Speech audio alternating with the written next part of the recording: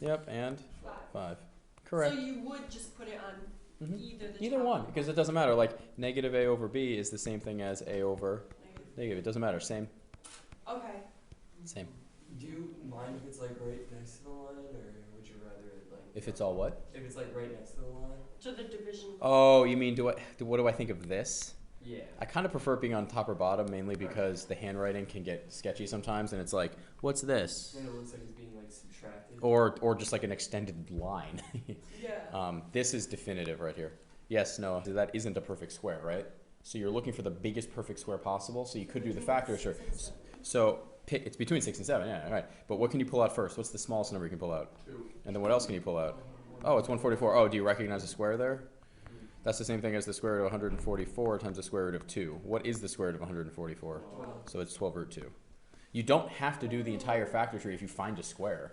What I recommend you do is take out the smallest thing and keep on taking out the smallest Can you thing. just do one where we do have to do like a whole factor tree? I just don't understand. Sure. How about this one? Ready? Sure. That's fine. Okay, let's do a big one. Did you have to do 60? Yes. So let's do that one then. Okay, so it's the 6th root of 1,458.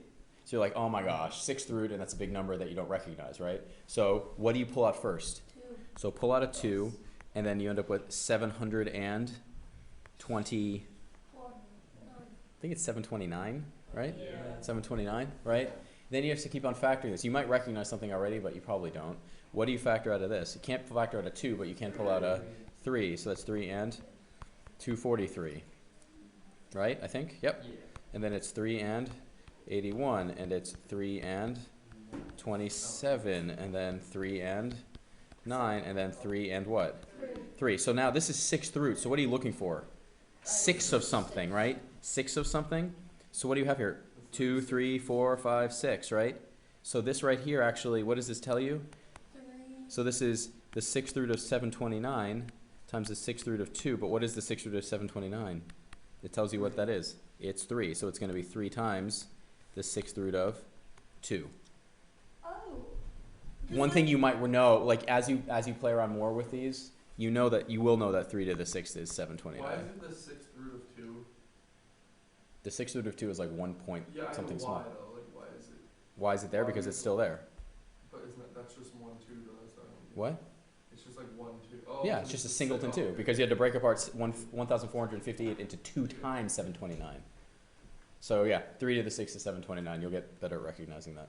Does that answer your question? Any others from the homework? Put everything away except the... How many square roots of 2 are inside the blue circle I just drew? How many square roots of 2 are there? 4. There's 4 of them.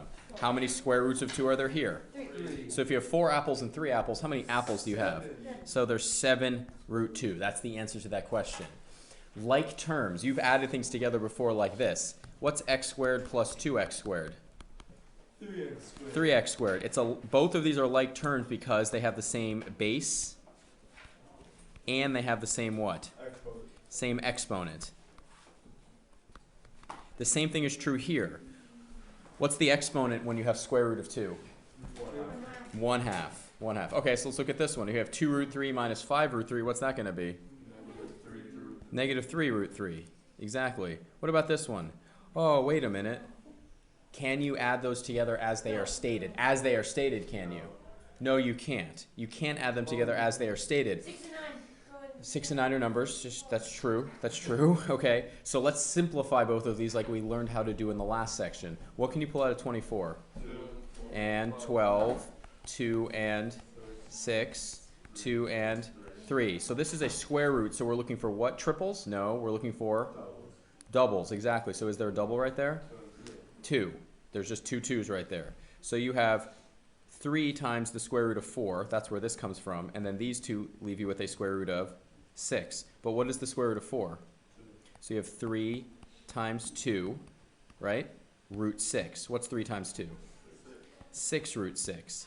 Let's go back to this one right here. You'll use a different color on this one. 54. What can you pull out first? 2 and 20. 2 and 27. And then you have 3 and 9. And then 3 and 3. What pair do you see? 3's. So what are you left with here? 2 times root 2 times the square root of 9 times the square root of 3. I'm just bringing these down directly like this. Do you see how I did that there? Yeah. What is the square root of 9? 3. So you have root 2 times 3 times the square root of 3. What's root 2 times root 3? So you have 3 root 6.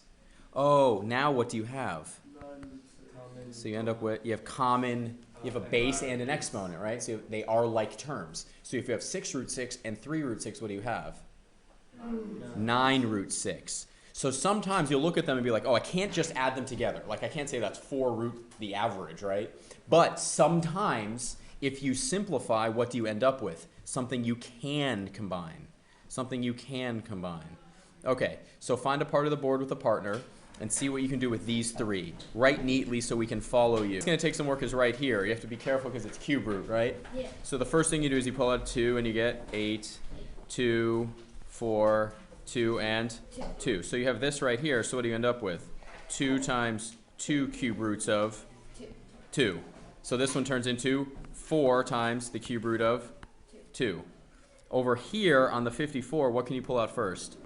2 and 27, 3, 9, 3, and...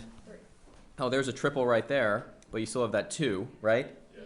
So you pull out a 3 and end up with minus 15, right? Yeah. And what are you left with? Cube roots of 2. Wait, 15 why? Because there's a 5 and you pulled out a 3 from here. We just took an extra step. We got it. So you have 15. So then you have this right here. Do you have like terms? Yes. Because you have cube root of 2 and cube root of 2. You have 4 of them and you're subtracting 15 of them. So what's the answer? Negative 11 cube roots of 2. Do you remember how I like to put parentheses around that? Yeah. Why? So you have the square root or So does it look like 11 cubed, Yeah. right? Because 11 cubed times the square root of 2 does not equal 11 times the cube root of 2. This one is much bigger, right? Oh, yes. 11 cubed is big. 121 is a lot. It's over 1,000.